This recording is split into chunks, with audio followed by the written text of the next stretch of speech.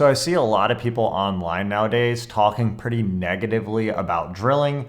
A lot of people are discussing constraint-led training, or some people refer to it as the ecological approach. So I wanted to give my general opinions both around drilling, the ecological approach, and my kind of views on what the best way to optimize developing technique and your training is. So before getting into the specifics on the pros and cons of different types of training formats, I want to talk about the core bedrock of what you're trying to do when you develop technique. In my opinion, the ultimate end goal of a position is being able to use it versus a highly skilled opponent who's resisting 100% under stress, meaning in a tournament or in a sparring match. If you can just drill and talk about a technique, but you can't actually use it, then in some sense, you don't have a true depth of understanding. So all of the different training types I talk about from here on out, we'll be discussing what is the best way to optimize getting yourself to a point that you can use the techniques and positions under high stress in real sparring. So up front, a lot of people are debating between drilling versus ecological approach versus specific sparring. In my opinion, the ultimate thing is to use all of the tools in your arsenal. It is not a question of should you do ecological training or drilling. You should use both. And I'm going to talk about the pros and cons of each one, but locking yourself into this is how I train is, in my opinion, a suboptimal way to do it. You want to get to the point that you can use techniques and positions versus a fully resisting opponent under high stress. So I will use specific sparring or constraint-led training. I will use resistance-less drilling. I will use watching competition footage. I will use watching instructionals. I will use journaling. I will use all tools in my arsenal to accomplish that goal. And I don't think that only using one of those will be the best way to maximize your improvement. All right, so first off, let's get into discussing the constraint-led training or specific sparring or the ecological approach. So I don't deeply understand everything that is being referred to as the ecological approach. I just talked to my friend Andres, who's a big fan of it, and we had a long conversation about it. So I'll do my best to reflect as I understand it. Feel free to comment if you think there's more nuance that I missed. So a lot of people are referring to constraint-led training as kind of less focused on showing positions or techniques and more focused on games you play in a position. So for example, if you start in X guard, you could make a game like, okay, I want to off balance my opponent and make them put their hands on the mat, and my opponent wants to try to keep their balance and get out. Without going too involved into the specific details of the position, you allow the student to kind of spar in the position and kind of develop a general intuitive feeling that helps them discover things and helps them retain things better because they discovered it themselves. In my opinion, that is an extremely great way to develop knowledge in a position.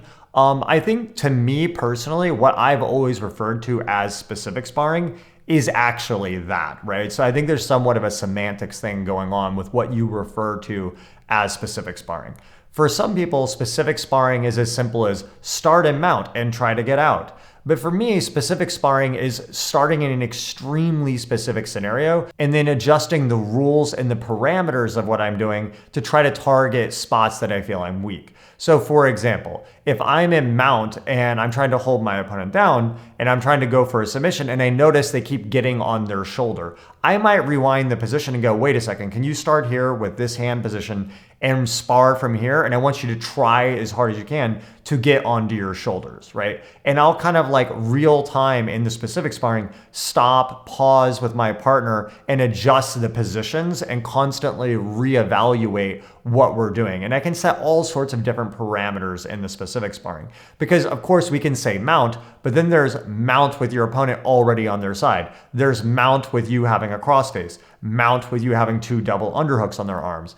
And I'm going to mix and match all those together to try to clear up the confusion points that I have when I'm in the mount position. And that is somewhat subjective because each person has different points that they're confused on. So I'm trying to use all of that specific training to target my weaknesses and lacks of understanding. So some people will refer to that as specific sparring. Some people call that constraint-led training. To me, it's objectively the same idea. Another idea with this that people often talk about is if you're teaching and running a class is the idea of not giving your students too much information to overload them so that they can discover the position themselves.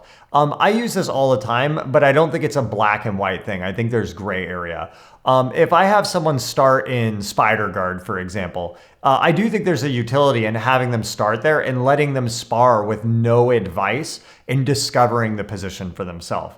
That being said, I do think at a certain point, it's a bit redundant to force them to reinvent the wheel. So I will allow them to discover the position themselves, but when they struggle for a bit, I might go, hey, if you grab that sleeve and hold it like this, it'll be harder for them to loop. And that kind of allows them to struggle. And then when I give them an answer, it gives them context and it does stick with them better. So I don't think you have to be black and white about give them no information or, give them all the information. I certainly think overloading people with tons of technique info before getting sparring in the position is definitely detrimental. So I do like the idea of getting into some form of resistance very early. Another great thing with specific training or constraint-led training is that it allows you to constantly reset when you make a mistake. If I'm in a match and I'm trying to learn spider guard and I mess up immediately and then they put me in side control and I spend the rest of the match in side control, I can't really learn much about the spider guard. So every time you mess up, you get to go back and repeat, and that consistency staying on one problem, I think makes it much easier to progress fast. So now I want to talk about two other major variables in your development that I think specific training or constraint-led training can be slightly less effective than some other forms of training for developing. The two big factors that you have to consider, one I just refer to as R&D, and the other one is physical overload on your training routine. Like how much can you physically work out in a week? So regarding R&D, what I mean by that is there's really two types of skill in a sport. So one type of skill is like if you take, for example, something like pool. I generally understand the idea in pool of where I'm supposed to hit the cue ball and where I'm supposed to hit the ball to put it in a pocket. But I cannot do it. There's a fine tuning of being able to precisely do the thing you want to do. That is a form of skill. But there's another kind of maybe knowledge is a better word for it. And that is knowing where to put your hand to do a specific type of technique. And when you're developing your jujitsu, a lot of times you won't know what the right move is, right? So if I'm developing a new technique, I don't know if I should put my hand here, if I should put it there. I can watch an instructional, but maybe they left some info out. So a lot of my training time isn't necessarily to refine an already perfected move. It is to actually discover what is the correct way to do the move. So that is a slightly different thing, but it is very critical because most of your big progress in your development will be from the R&D component, increasing your knowledge base of knowing where to be at certain times. It's not just about being able to do the thing, it's about discovering what the thing you need to do actually is. And that is another thing that I think more drilling can be useful for, and I'll get into that in a second. Keep in mind that most of my career, I've been very negative on resistanceless drilling. I was always big on specific sparring for developing because you need to have that full resistance to learn. But I've actually changed my opinion on this a bit more recently. Another point that I think constraint-led training can limit with is the idea of physical overload. If I'm starting in a position and sparring in a position, it can be very intense and often sometimes more intense than normal sparring because you keep re-looping a position and you don't have rest periods because you keep going back to the same spot. So because of that, if I'm trying to discover what is the best way to finish this ankle lock, for example, sometimes just sparring over and over and over there, in an hour, I can completely wear myself out, especially if I'm doing something physical like working on my Toreando pass. And often the reason the Toreando pass isn't working is some extremely fine-tuned small thing like grabbing the pants on the outside so their leg can't loop over, or the angle of my shoulder trajectory when I'm going in. And if I just repeat cycle sparring in that position over and over and over, I have done that for decades in positions and put so much wear and tear on my body. And ultimately what made the big difference was the discovery of one or two small but major details. And that's where sometimes constraint-led training doesn't elicit that detail as much.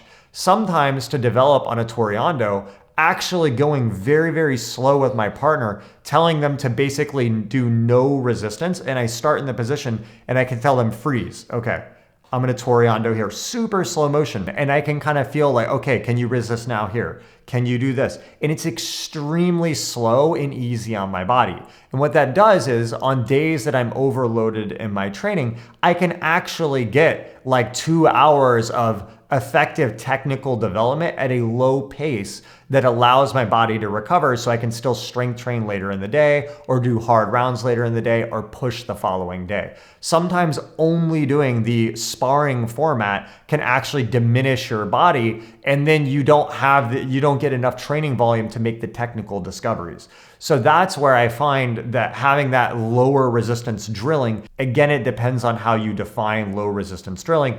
I kind of do it more in like a Socratic method where I'm sitting there and having conversation with my partner and testing and feeling ideas and going slow with it.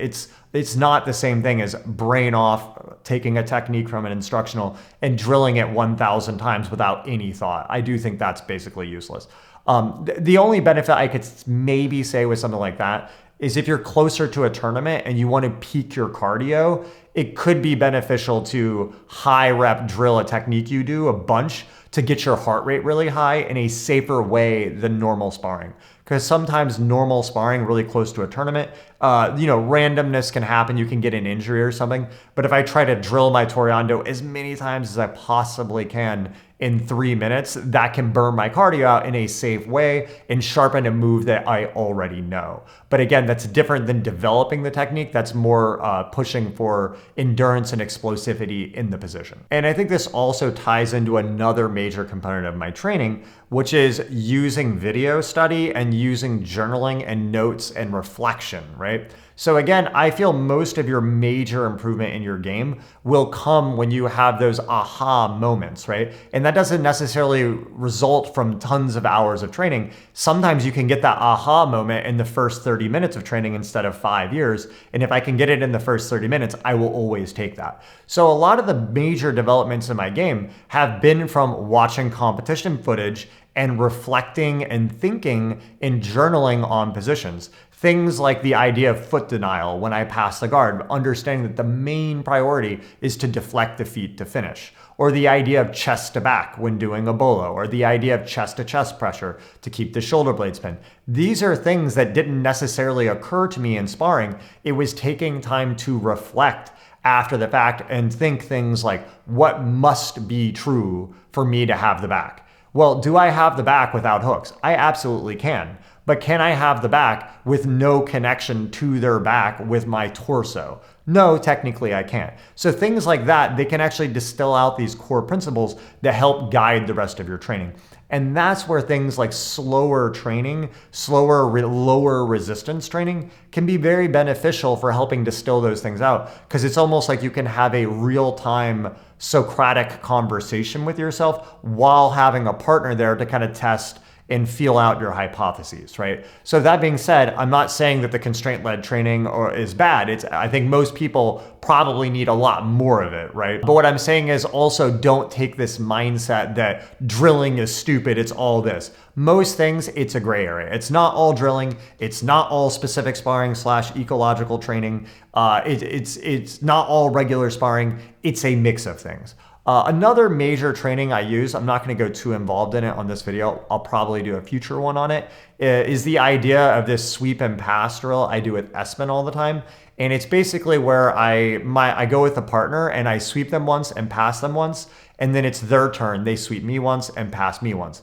And now we alternate and we can still resist, but we know whose turn it is ultimately. So if it's my opponent's turn to sweep me, I'm never going to pass them. They ultimately sweep me, but I still try things. And it allows both people to kind of relax their ego and open their game up and try things they wouldn't normally train. Again, I'll go much more in depth on it in another video. I felt like it was too long to add into this one, but I just wanted to give kind of perspective on constraint-led training, specific sparring, drilling, video, and kind of how it all culminates together. I hope you guys found this useful. Be sure to leave a comment and let me know if there's other training conceptual topics you'd like to hear me discuss or any positions you'd like to see me do a technique video on. And as always, if you guys like the content, like, share, subscribe. Thanks a lot.